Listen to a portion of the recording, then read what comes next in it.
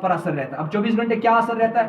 جس نوجوان کو ڈرگز کی عادت ہے، وہ جب اپنے اندر سوئے کا انجیکشن جب لگاتا ہے، وہ ایسا مست رہتا ہے، اس کے سامنے اس کی ماں کو کوئی اٹھا کے لے جائے، بدکاری کرے، اس کے گھر کو لوٹے، اس کے گھر کو جلائیں، آس پاس ہمسایوں کے ساتھ کوئی ظلم کرے، کوئی باطل آ کر نبوت کا اعلان کر دے، اس کو اس چیز سے کوئی پریشانی نہیں ہے۔ کیوں؟ وہ مست ہے، اس نے انجیکشن لگایا ہوا ہے، اس نے انجیکشن لگایا ہوا ہے۔ 24 گھنٹے کے بعد جب اسے ہوش آتا ہے، ہوش آنے کے بعد اس کو ایسی لت پڑ جاتی ہے، اس کے دماغ میں ایسی خارش شروع ہو جاتی ہے، اس کی آنکھوں میں دل میں ایسی خارش شروع ہو جاتی ہے، جب تک وہ دوسرا انجیکشن نہ لگائے تب تک اسے چین نہیں آتا۔ پھر وہ کیا کرنے پہ آتا ہے؟ کئی ماں کی چوری، کئی باپ کی چوری، کئی بہن کی چوری۔ ایسا ہی وہ نوجوان تھا۔ کیا ہوا؟ اس نے 40 لاکھ روپیہ لاکھ کر کے چرائے، اور 40 ڈرگس پہ، شراب پہ، گھانجے پہ اور جوئے پہ لگا دیے، اور باپ بیچارہ بیٹھا ہوا ہے، جوان بچیاں گھر میں ہیں، اب وہ کیسے ان کو رخصت کرے جب گھر ہی نہیں ہے، کمرے 2 پر مکان مشتمل ہے۔ دوسرا واقعہ سنو، اس نشے نے نوجوان نے کتنی تباہی پھیلائی اگر میں اور آپ فکر نہیں کریں گے۔ کشمیر کا ہی دوسرا واقعہ ہے، ایک باپ غریب تھا، تھوڑے پیسے جمع کر کے 3 سال جوان بیٹی تھی گھر میں، پتہ ہے آج کے عرف کے مطابق امیروں نے اتنی زیادتی کی، اتنا خرچہ کیا کہ لاکھوں روپیہ شادی پہ خرچہ کیا اور غریب کے لیے مہنگا کر دیا۔ اب غریب مجبور ہو جاتا ہے، یا تو وہ کرسچن بنے گا، یا تو قادیانی بنے گا، یا کسی غلط راستے سے پیسہ وصول۔ کیوں؟ اس بیچارے کو بھی بیٹی رخصت کرنی ہے۔ لیکن یاد رکھنا، تمہارا پڑوسی اگر غریب ہے اور تم شادی پہ 50 لاکھ روپیہ خرچ کرتے ہو، ممکن ہے تمہاری شادی اچھی ہو جائے گی، ممکن ہے تم نے خرچہ بہت کیا، تمہارے یہاں واضوان اچھا بنے گا، لیکن یہ جو غریب ہے جس کے پاس 1 لاکھ کی بھی طاقت نہیں ہے، اگر اس کے دل سے آہ نکل گئی تو تمہارے 50 لاکھ تباہ و برباد ہو جائیں گے، تمہاری بچی کی زندگی بھی تباہ و برباد ہو جائے گی، تمہارے داماد کی زندگی بھی تباہ و برباد ہو سکتی ہے۔ کیوں؟ تم نے اس غریب کا دل توڑا۔ اب یہ غریب اپنی بچی کی 50 لاکھ کی تو نہیں کروا سکتا ہے، لیکن یہ بھی 10 لاکھ تک پہنچنے کی کوشش کرے گا، لیکن اس کی دیہڑی کی مزدوری 300 ہے، 10 لاکھ کہاں سے لائے گا؟ ضرور ہے یہ مخبری کرے گا، یا 2 نمبری کام کرے گا، یا شراب بیچے گا، یا چرس بیچے گا، کوئی نہ کوئی 2 نمبر کام کر کے یہ 10 لاکھ اکٹھے کرے گا۔ اپنی بچی کو بھی 2 گاڑیاں، اس میں بیڈ، لاکر، فریج وغیرہ وغیرہ وغیرہ یہ بھی ساتھ بھیجے گا۔ کیوں؟ اس نے بھی معاشرے میں ناک رکھنی ہے۔ یہ میری اور آپ کی غلطی ہے۔ اسی طرح کا وہ غریب باپ تھا، اس نے کیا کام کیا؟ تھوڑے پیسے جمع کیے، اپنی بیوی کے حوالے کرتا گیا، اور 4 سال کے بعد اس نے اپنی بیوی سے کہا کہ جو بھی پیسے آج تک آپ کو حوالے کرتا رہا، ذرا وہ دیکھیں کتنے جمع ہو گئے۔ وہ تھیلی لائے، ان کو اپنی جگہ ایک اندازہ تھا، ہو گیا تھا اپنی جگہ ایک اندازہ ان کو کہ 4-5 لاکھ ہو گئے ہوں گے۔ جب بیوی نے تھیلی لائی تو تھیلی میں 50,000 روپیہ، کتنے؟ 50,000 روپیہ، 4.5 لاکھ غائب۔ 4.5 لاکھ کہاں گئے؟ وہ تو غائب ہو گئے۔ تو اس کو بڑی شرارت چڑھی، بیوی سے جھگڑا شروع ہو گیا۔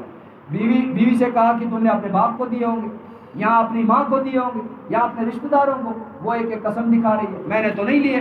اب ان کے گھر میں جو جوان تھا، اس کو یہ ڈرگس کی عادت تھی، اس کو یہ چرس کی عادت تھی۔ وہ تھوڑے نکالتے اس نے 4 کے 4 لاکھ اتنے لالچی اور بے حس بن گئے کہ ذرا سی چیز کو خریدنے کے لیے گھر کا گھر تباہ ہو گیا۔ اور پھر کہاں تک نتیجہ پہنچا؟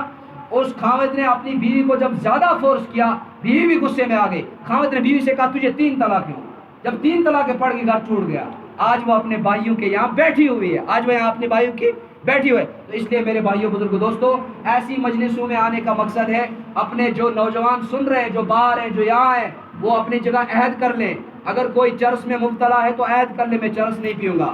کوئی شراب میں مبتلا، اللہ بچا ایسا نہ ہو کوئی، لیکن میں بتاتا ہوں میرے معاشرے کا حال ہے، مجھے پتا ہے برہمن کی ویکنسی کیا ہے، خاموا کی کیا ہے، مجھے ایسے بھی کوئی بتا دے پھر کیا ہوا، مجھے پتا ہے برہمن میں کتنے چرسی ہے، خاموا میں کتنے ہیں، ناڑی بل میں کتنے ہیں، بلاما میں کتنے ہیں، مجھے کیا کریں گے؟ زیادہ سے زیادہ ممبر پہ نہیں بیٹھنے دی، اور کیا کر سکتے ہیں؟ لیکن یہ برا کام ہے، میں برے کام کے خاتمے کے لیے آواز بنوں گا۔ اللہ کے یہاں تو کم از کم اتنا کہہ سکوں گا، یا اللہ میں صدا دیتا رہا، میں بولتا رہا اس برے نشے پر، لیکن اگر کسی نے نہیں سنی وہ اس کی غلطی ہے، کسی نے نہیں مانی وہ اس کی غلطی ہے۔ مجھے پتا ہے پولیس بھی کچھ نہیں کر رہی، مجھے پتا ہے کوئی محکمہ کچھ نہیں کر رہا ہے، سارے محکمے چاہتے ہیں کہ نوجوان نسل تباہ ہو جائے اور دین محمدی کی عظمت ان کے دلوں سے نکل جائے، اور ہم کیا کریں؟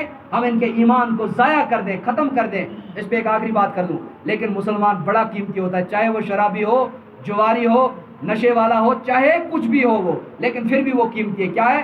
آپ بھی قیمتی ہیں، میرے جوان بھی قیمتی ہے، چاہے وہ چرسی ہے، شرابی ہے، جواری ہے، جیسا بھی ہے، لیکن اس کے اندر جو ایمان کی شمع ہے وہ بہت قیمتی ہے۔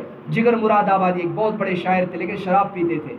मजलिस में एक दफ़ा शायरी करते थे, एक आदमी खड़ा हुआ, कहने लगा, मुराद जिगर मुराद आबादी, अगर आपके सामने मिर्ज़ा गालिब होता तो आप उसकी टक्कर में क्या कहते? कहा, मिर्ज़ा गालिब को मैं जूते की नोक पे उठाता। ये शराब में मस्त है, लेकिन शायर है। अब देखना, शराब पी के ये शायरी कर रहा है, महफिल बड़ी गर्म है, हजारों लोग महफिल में आ चुके हैं, लेकिन अंदर से ईमान है, नमाज कभी नहीं पढ़ी है, शराब पीने वाला है, लेकिन ईमान की जो शम्मे अंदर है, जो कलमा पड़ा है, वो अंदर मौजूद है, नबी की मोहब्बत फिर भी अंदर मौजूद है। जिगर मुराद आबादी उस आदमी ने कहा, अगर आपके सामने मिर्ज़ा गालिब होता तो आप इस वक्त क्या कहते? कहा, मिर्ज़ा गालिब को मैं जूते की नोक पे उठाता। कहा, अगर अल्लामा इकबाल होते, समझ गया अल्लामा इकबाल बुजुर्ग है, कहा उसके मुकाबले में ये शेर कह देता मैं। इतने में वहाँ पर एक कादियानी भी बैठा हुआ था, जिसने सोचा, चलो यार उधर इधर से तो मेरी दावत नहीं चलती है, क्यों ना इसी शराबी के ईमान पे डाका डाल दूं, क्यों ना इसी का ईमान छीन लूं। खड़ा हो गया और जिगर मुराद आबादी से कहा, जिगर मुराद आबादी, अल्लामा इकबाल तेरे मुकाबले आता तो तू ये करता, मिर्ज़ा गालिब आता तो तू ये करता, अगर तेरे मुकाबले रसूलुल्लाह आता तो तू क्या करता? जो शराब का गिलास हाथ में था वो फौरन जमीन पे गिरा, आंखों से आंसू आए। कहा, ओ बदबख्त, अरे ओ जालिम, एक ही तो मुझे आस है, एक ही तो मुझे उम्मीद है, एक ही तो मेरा सहारा है, तू उसे भी छीनना चाहता है, तू उसे भी खत्म करना चाहता है। फौरन उसके पीछे झपक पड़े, उसे शेर की तरह पकड़ा, एक थप्पड़ मारा, उसे नोचा।